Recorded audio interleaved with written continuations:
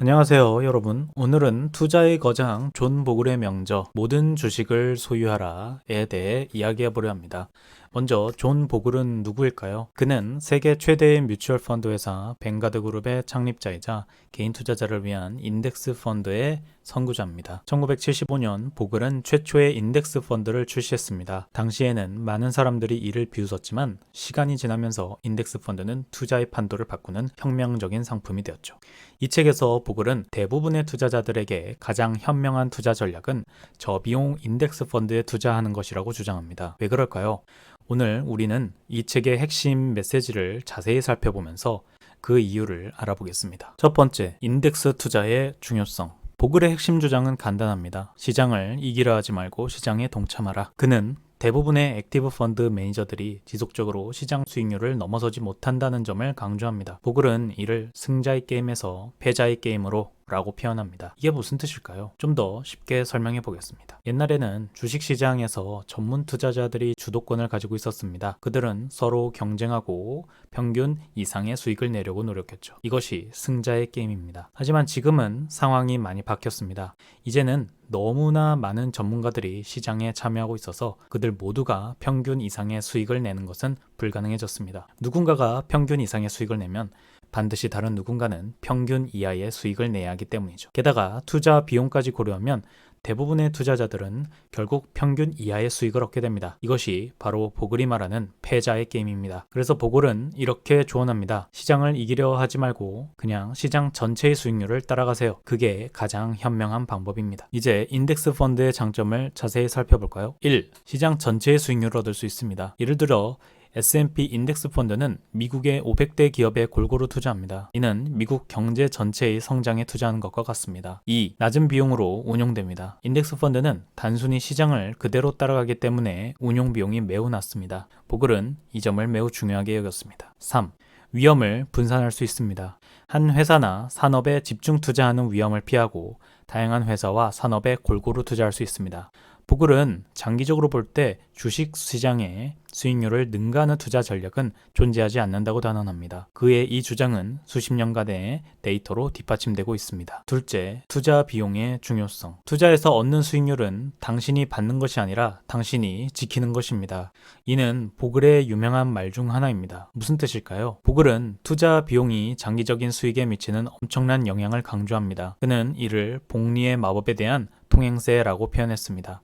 예를 들어 봅시다. 연 7%의 수익을 내는 펀드가 있다고 가정해 볼까요? 하지만 연간 2%의 보수를 차감하면 실제 수익률은 5%로 떨어집니다. 30년 동안 이런 식으로 투자한다면 어떻게 될까요? 7%의 수익률은 $10,000가 76,123달러로 성장, 5%의 수익률은 $10,000가 43,219달러로 성장, 차이가 무려 32,904달러나 됩니다. 이것이 바로 보글이 말하는 통행세의 영향입니다. 보글은 이런 이유로 낮은 비용의 인덱스 펀드를 강력히 추천합니다. 일반적으로 인덱스 펀드의 연간 보수는 0.1% 미만인 경우가 많습니다. 반면 액티브 펀드의 평균 보수는 1% 이상이죠. 비용을 절감하는 것이 수익을 높이는 가장 확실한 방법입니다. 이는 보글의 또 다른 명언입니다. 셋째, 시장 타이밍의 어려움. 보글은 시장 타이밍이 거의 불가능하다고 주장합니다. 왜 그럴까요? 첫째, 미래 예측의 어려움 때문입니다. 보글은 단기적으로 주식시장은 투표 기계지만 장기적으로는 저울이라는 벤저민 그레이엄의 말을 인용합니다. 단기적으로는 시장은 투자자들의 감정과 기대에 따라 움직이지만 장기적으로는 기업의 실제 가치를 반영한다는 뜻이죠. 둘째, 예상치 못한 사건의 영향 때문입니다. 9.11 테러, 2008 금융위기, 코로나19 팬데믹 등 누구도 예측하지 못한 사건들이 시장에 큰 영향을 미쳤습니다. 셋째, 감정적 의사결정의 위험 때문입니다. 보글은 투자자들의 가장 큰 적은 자기 자신이라고 말합니다. 시장이 오를 때는 과도한 낙관으로 비싸게 사고 떨어질 때는 공포로 싸게 파는 경향이 있는 것이죠. 그렇다면 어떻게 해야 할까요? 보글은 시간이 시장이라고 말하며 장기 투자의 중요성을 강조합니다. 그는 투자자들에게 시장 타이밍을 시도하는 대신 꾸준히 투자하고 시간이 일하게 하라고 조언합니다. 보글은 달러 코스트 에버리징 전략을 추천합니다. 이는 정기적으로 일정 금액을 투자하는 방식입니다. 이렇게 하면 시장의 고점에서도 저점에서도 투자하게 되어 평균 매수 가격을 낮출 수 있습니다. 투자의 가장 큰 적은 비용이 아니라 당신의 감정입니다. 보글의 이 말을 항상 기억하세요. 넷째, 장기 투자의 이점. 보글은 투자의 마법은 복리에 있다고 말합니다. 그는 장기 투자의 이점을 다음과 같이 설명합니다. 첫째, 복리 효과의 극대화입니다. 아인슈타인은 복리는 세상에서 8번째 불가사의라고 말했다죠. 보글의 이 복리의 힘을 투자에 적용합니다.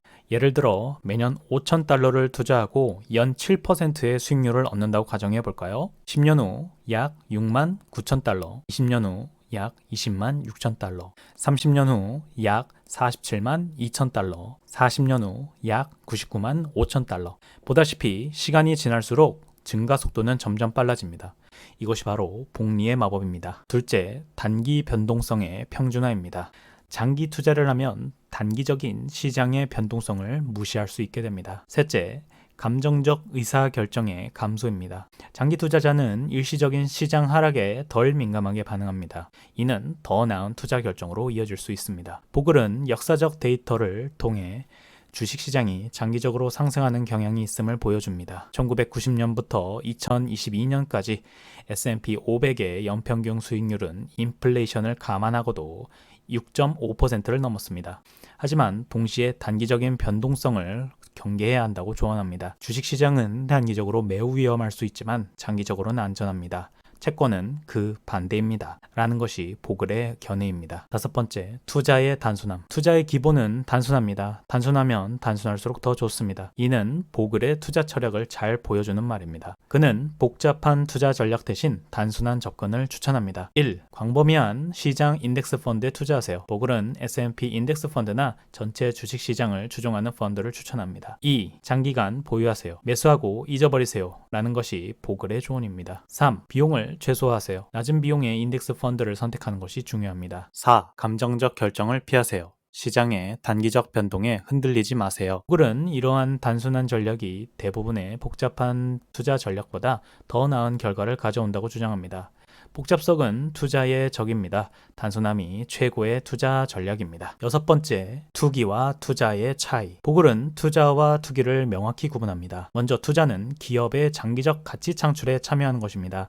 투자자는 기업의 수익, 배당, 성장 잠재력 등을 고려합니다. 투기는 단기적 가격 변동을 이용해 이익을 추구하는 것입니다.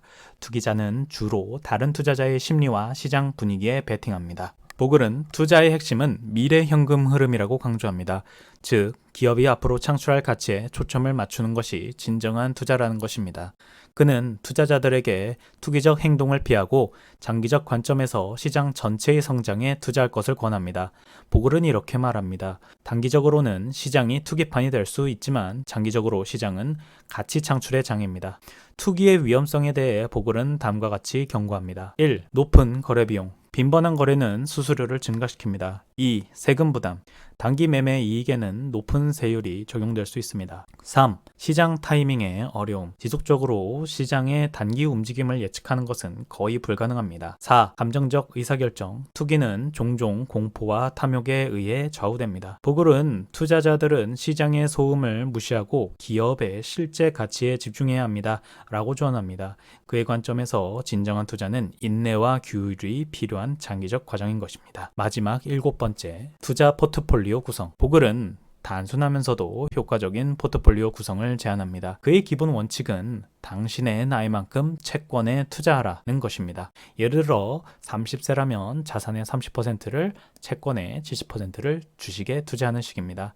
그는 이러한 접근법의 이점을 다음과 같이 설명합니다. 1. 위험관리. 채권은 주식보다 변동성이 낮아 포트폴리오의 안정성을 높입니다. 2. 나이에 따른 조정. 나이가 들수록 위험을 줄이고 안정성을 높일 수 있습니다. 3. 단순함. 복잡한 계산 없이도 쉽게 적용할 수 있는 규칙입니다. 보글은 주식 부분에 대해서는 전체 시장을 대표하는 광범위한 인덱스 펀드를 추천합니다.